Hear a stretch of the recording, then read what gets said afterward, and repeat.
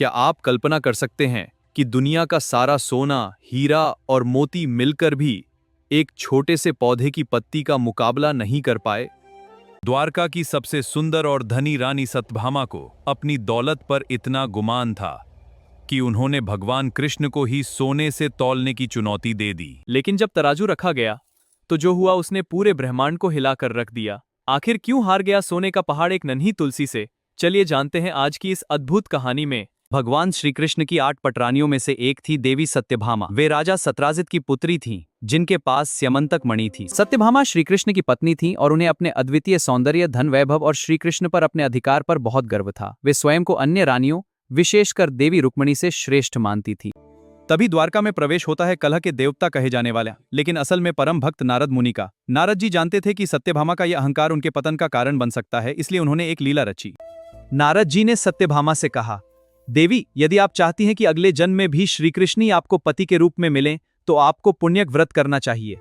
इसमें आपको आपके पति को मुझे दान करना होगा और फिर उन्हें उनके वजन के बराबर स्वर्ण देकर वापस खरीदना होगा। अहंकार में डूबी सत्यभामा ने सोचा, मेरे पास सोने की क्या कमी है, मैं तो कृष्ण को क्या पूरे स्वर्ग को खरीद सकती हूँ। उन्होंने बिना सोचे समझे श्री कृष्ण को नारद जी को दान कर दिया और तुलाभार तौलने की तैयारी शुरू कर दी। अब उन्हें श्री कृष्ण को वापस पाने के लिए उनके वजन के बराबर स्वर्ण और आभूषण देने थे। बीच सभा में एक विशाल तराजू लाया गया।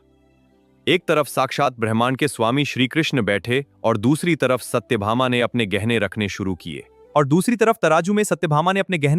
किए। पहले अपने हार, फिर कंगन, फिर मुकुट। धीरे धीरे सत्यभामा की सारी निजी संपत्ति खत्म होगी। मेरी सारी संपत्ति चली गई। सत्यभामा ने डरकर राजकोष के द्वार खुलवा दिए। सोने की ईंटें, रत्न, हीरे सब कुछ तराजू पर चढ़ा दिया गया। पूरी द्वारका का सोना वहां ढेर हो गया, लेकिन भगवान का पलड़ा भारी ही रहा। सत्यभामा का चेहरा पीला पड़ गया। उनका सारा घमंड मिट्टी में मिल रहा था।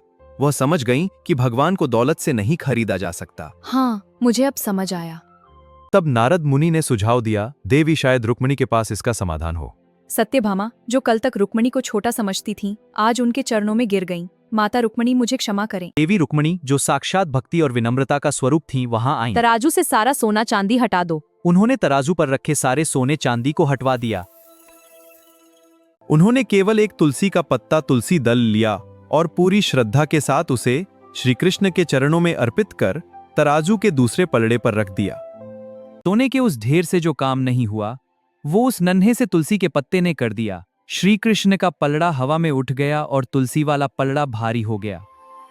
दोस्तों, सद्गुरु इस कथा के माध्यम से समझाते हैं कि भगवान भाव के भूखे हैं, वस्तु के नहीं। सत्यभामा का अहंकार धन का था, जबकि रुक्मिणी का समर्पण प्रेम का था। ये कहानी हमें सिखाती है कि चाहे हम कितने भी बड़े बन जाएं, ईश्वर के सामने हमारी संपत्ति की कोई कीमत नहीं है। केवल हमारी भक्ति और विनम्रता ही मायने रखती है।